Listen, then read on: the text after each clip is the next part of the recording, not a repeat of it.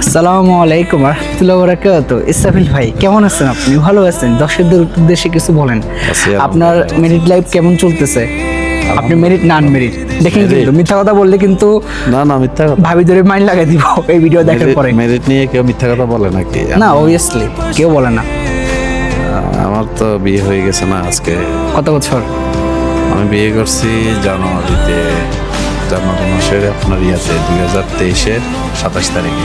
আচ্ছা আচ্ছা, মাশাআল্লাহ। আমার একটা মেয়েও আছে, সবাই দোয়া করবেন। এটা কি মাশাআল্লাহ। আপনার নাকি? কেমন চলতেছে ভাই? আচ্ছা।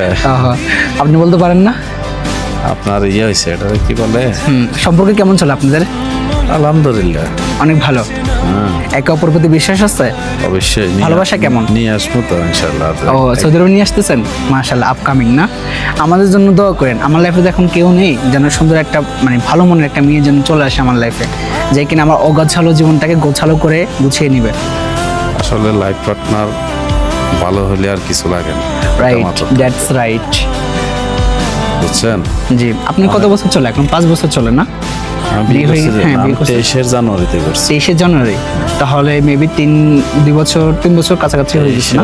23 পুরাটা ধরেন, আর এখান দিয়ে হচ্ছে 24 25 23 তো 3 বছর হয়ে গেছে না? আচ্ছা। ও, যেন আপনার মতো একটা সুন্দর একটা গুড লাইফ পার্টনার যেন পাই আর কি। ঠিক আছে, অবশ্যই দোয়া তো ভাই সবার জন্য, বুঝেন না? অবভিয়াসলি। সবাই লাইফ পার্টনার ভালো হোক, এই দোয়াটাই করি। ইনশাল্লাহ সবাই ভালো হবে। আর একটা হচ্ছে কি, ওপেন মাইন্ডে চলাফেরার চেষ্টা করবেন।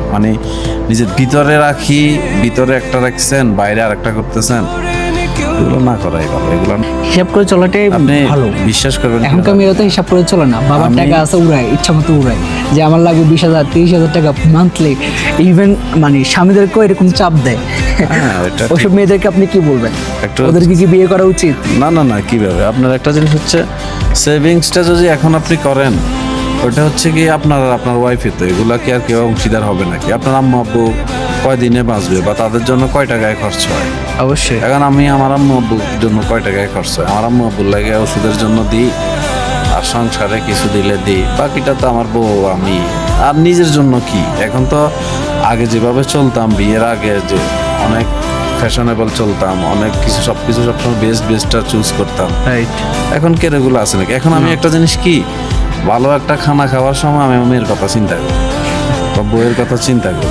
সত্যি কথা যেটা, তাকে ছোট্ট একটা কথা বলি, আমি যখন বিয়ে করছি, যে ওই সময়টা আমি আমার ভাই থেকে, বাপ থেকে, বোন থেকে 1-2 হাজার টাকা নিয়ে শ্বশুর বাড়ি যেতে হইতো। পুরা খালি পকেটে বিয়ে করছি। আল্লাহর রহমতে আমার বেবি কনসেপ্ট হয়। বেবি কনসেপ্ট হওয়ার 3 মাসের সময় আমার যে শিমুল, যে আমার ফ্রেন্ড, আমি যখন ইউরোপের জন্য লাইন দিই, তখন ওইখানে সব কিছু হয়ে যায় মোটামুটি। পরে ওইখান থেকে কি কারণে ক্যান্সেল হয়ে গেল আমি নিজে বুঝতেছি না। সব কিছু হওয়া জিনিস ক্যান্সেল হয়ে গেল। পরে এবার আমি সিদ্ধান্ত নিলাম, না এখন তো আমি বিয়ে করছি, এখন আর বসে থাকার সময় না। কিন্তু আমার আব্বু আমার চালাইতেছে, ভাইও চালাইতেছে, কোনো কমেন্টস নাই, কেউ কোনো কিছু বলতেছে না।